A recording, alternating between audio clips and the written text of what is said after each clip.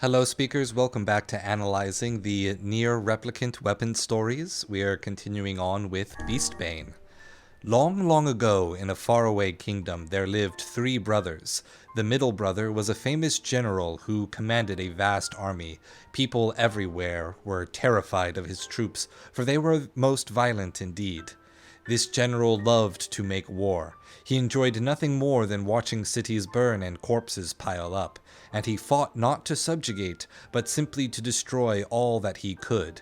His well-chained soldiers laid waste to towns, cities, and even nations for the sake of their general, and as they hewed and hacked and chopped, the general would chuckle to himself in the most vulgar of tones. The army marched on, nations by the sea, nations in the mountains, nations in the deserts, nations in the tundra, nations to the east, nations to the west. The general cared not, he simply wished to watch it all burn. His orders were absolute, and for years, beyond counting, the soldiers killed and killed and killed and killed, etc. After some time, the army arrived in a certain nation. They killed its soldiers, they killed its townspeople, they killed its princesses and princes, and dukes and bakers and lawyers and accountants and beggars and thieves. Eventually, a shabby general came pleading for his life with tears in his eyes, but they killed him as well. However, the soldiers thought he seemed familiar, and tried to recall how they might have known him. In that moment, however, the general's daughter appeared, and they became so engrossed in ending her life, they never thought about the matter again. So essentially the story is about the cycle of violence part of the near trinity of the message of the game, in that a general trained an unstopping killing force of soldiers that went out and killed and conquered as many nations and lands as they could, only to, when they returned home to their own nation, they did not even realize that they were returning home, but instead exercising the option that their power gave them, and ended up killing their own nation, their own country, their own general, who had taken pride in the killing in the first place. Again, not seeing the dramatic irony of the violence that they have subjugated themselves to by only allowing themselves to take on the option that violence has given them. Moving on to faith. There was once a famous poet in a land to the far, far east. Now, in his twilight years, his ability had withered such that he could no longer craft a single stanza or verse. The poor poet spent every moment racked with sorrow for what had been lost. But one day a monk appeared by his side, gently placed a blade in his hand, and imparted the following words: "Kill one by this blade for one poem, and two for two in kind, the likes of which will be more splendid than any this world has ever heard." Clinging to the monk's words, the man waited for the cover of darkness and cut down a man he encountered by the roadside. The following day, he wrote a most beautiful poem, instantly reclaiming the fame and prosperity he had lost. The poet went on to kill two in succession. He killed one and wrote a poem, then killed again and wrote another, rising to almost dazzling levels of wealth and renown. But soon he became obsessed with knowing how splendid a poem he might write if he were to kill someone precious to him. He killed his wife and wrote a poem. He killed his children and wrote a poem for each. He moved through his estate, killing everyone there, writing and writing and writing and writing and writing. Eventually, he killed so many passers-by that the poem could not keep up. He would kill and write, then kill and kill and kill and kill, until in the end he took his own life, no longer crafting poems at all. All that remained was a blade wet with blood.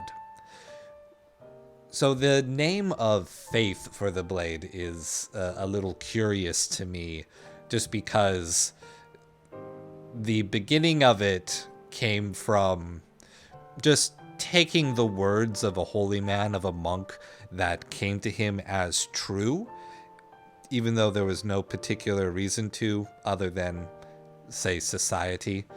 And the aspect of the near-replicant philosophy that this touches on is the language aspect, connecting the language to the violence aspect, saying that because this person was so desperate to create more language, he was willing to engage in violence in order to get it. Maybe perhaps this also relates to the sort of cultural understanding in many cultures that art is derived from suffering, from pain, from trauma, and how that it's a very negative stereotype to think that one has to suffer in order to make art, as opposed to people who have been suffering chose to, or went to art for the sake of soothing, for the sake of comforting themselves, for the sake of therapy, but thinking it's the other way around, that art can't exist without suffering, creates a harmful precedent. And I suppose for the story in the end, it ends on the note of the person being completely subjugated to violence, that he forgets the nature of language and how it relates to him as a person. He's lost the humanity and the language for the sake of the violence, because even though he was seeking to be understood, he no longer used language for the sake of understanding.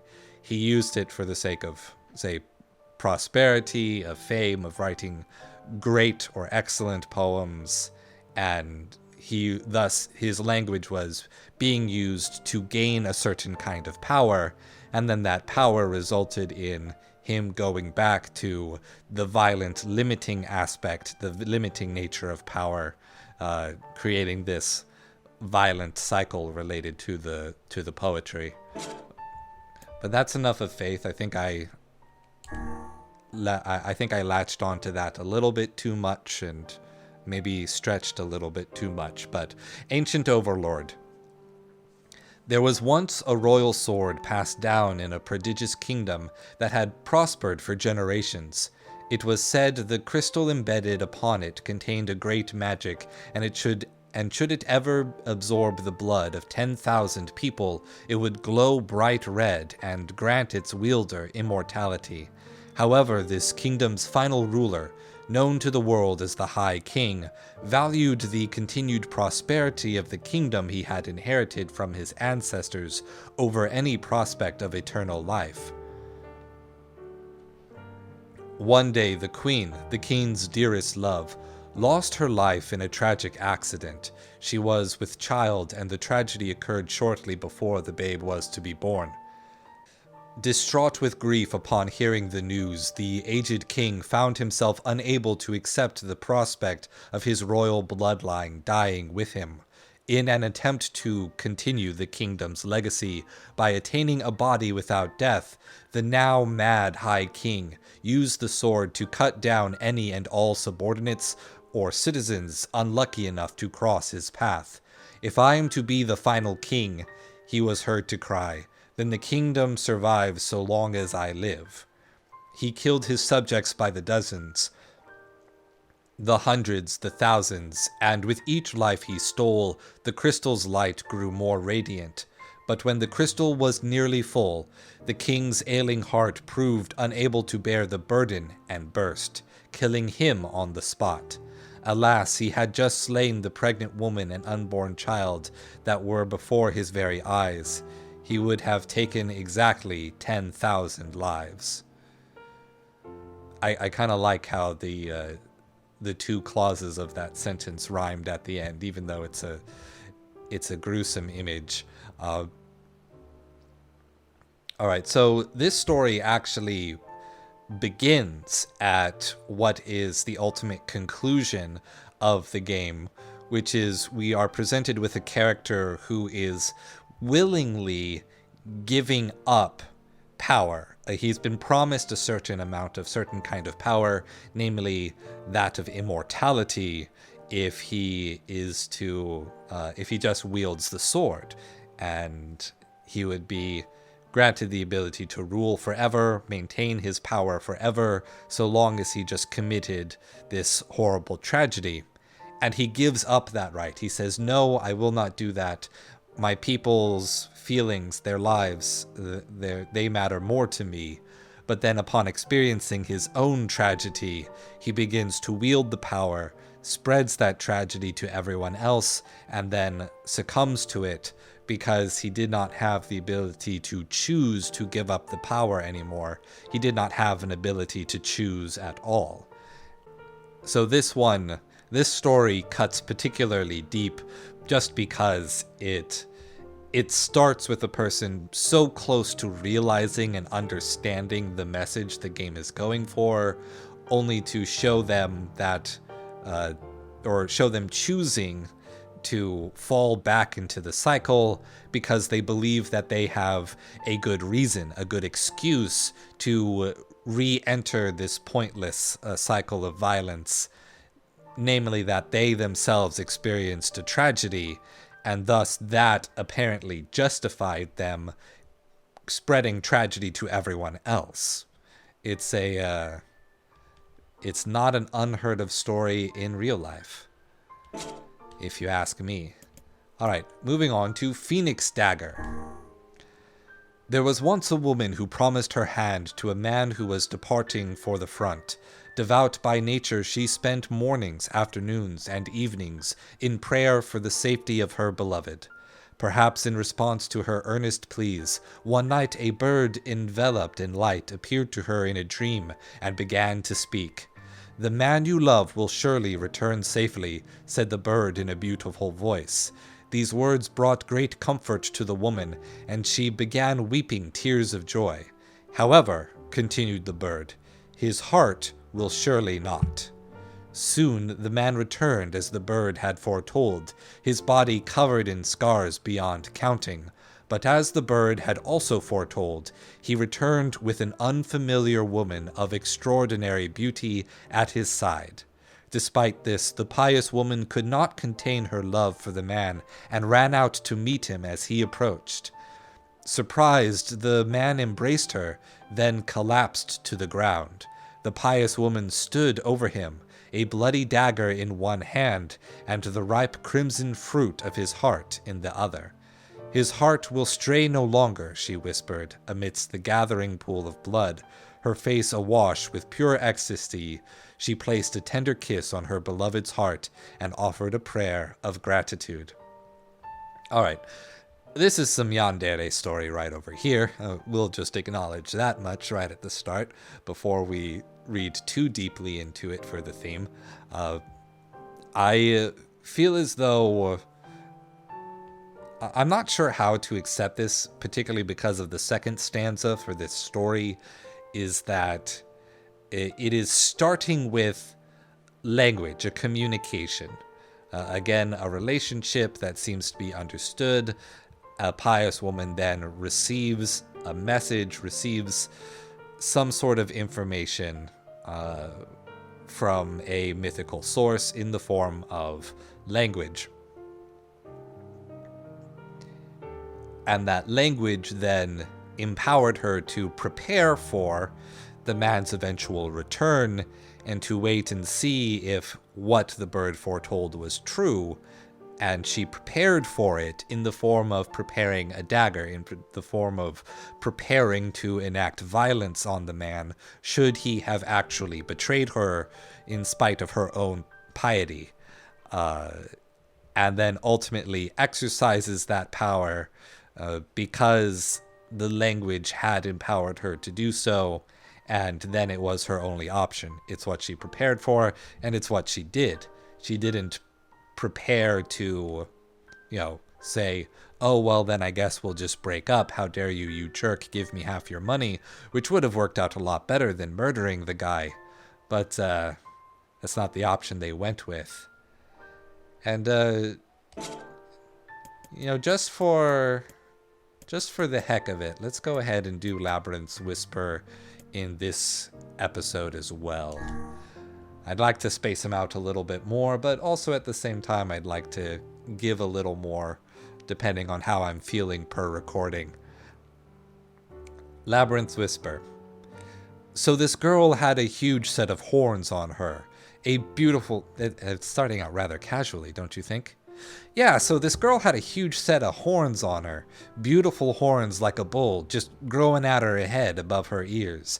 I had myself a gander at where the horns met the head, and let me tell you, they were coming straight out of her skull. She was the only kid like that in the whole village. The others were all normal. The kid with the horns, though, born real small, apparently. The horns were, I mean, not the kid. Hell, they would have needed to be. Fat chance the kid's mama would have been able to push out a pair of horns huge as that. You'd think a girl like that would have been bullied, right? Well, you'd be wrong. That kid was the hardest person for miles in any direction. Wasn't a man in the village who'd tangle with her, and we're talking men that ain't scared of nothing. She was the best at doing work, what needed physical strength and all that. And she always led the charge wherever shades attacked, and folks loved her for that. Sure, but most of all, they loved her because she was always cheerful and just plain tough. But one day, this huge shade attacked the village that was just too strong. It tore the men apart like old rags, and half the guys in the village died. The girl with the horns fought with all she had, but eventually she couldn't keep up, and the shade lifted her off the ground and ripped the horns right out of her head. The way she screamed was like nothing you ever heard. Sound shook the earth itself, it did. After that, things got real quiet, so I stepped outside and found both the shade and the girl dead. Each of them had wounds all over, and they were leaking blood out of just about everywhere. And don't judge me for saying this now, but it was almost, beautiful. Like looking at a dark red flowers in full bloom, you know? Hope that answers your first question about why folks in this village can't hear nothing, but you should know none of us think badly of that girl for making us this way. Being deaf is a hell of a sight better than being dead. Anyway, we've all talked over that day to death, and we think that final scream was her way of saying goodbye. Everybody in the village is honored that the last thing we ever heard was her farewell, and that's the God's honest truth. You know, this story is actually kind of fun, even though it's a little weird. I suppose that this must be, like, assumed to be a letter then.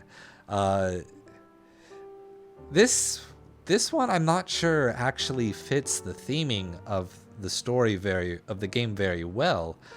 I mean, for one, the girl was strong, she had power, but it wasn't exactly language that empowered her.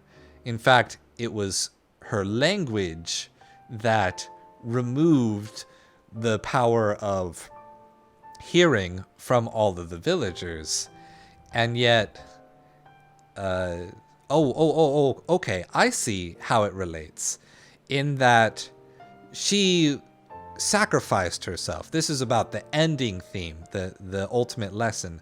She willingly gave her power for the sake of protecting the village, and ended up giving up that power by giving up her life as a whole to ensure that safety. But part of that was that the entire village ended up giving up the power of hearing, as opposed to being held to any other particular power or trying to engage in any particular kind of violence. And I guess that's why he's finding the sacrifice beautiful, because the narrator is recognizing the gift that has been given to him from that sacrifice. It's a little Western, kind of, a Judeo-Christian, a Greek, and sort of how you perceive the role of sacrifice in, like, the physical world as being done to gain something of a greater value from a more esoteric, natural, or deific source. And because the village as a whole has given up this power of hearing, has given up this part of their nature, which is defined by language and communication, they were able to better understand each other and what had occurred. And so this man, and you can assume the village as a whole, is better off. They've made peace with giving up the right to exercise a power, to exercise a kind of strength or violence, and has thus found a much more peaceful existence for giving up that aspect of them that led them to a violent path. All right, awesome. All right, I really like that, actually. I didn't know exactly where it was going at the start, but I don't know, I think I knocked on it pretty well. That's going to do it for this episode. Thank you so much. See you at the next one, and stay true.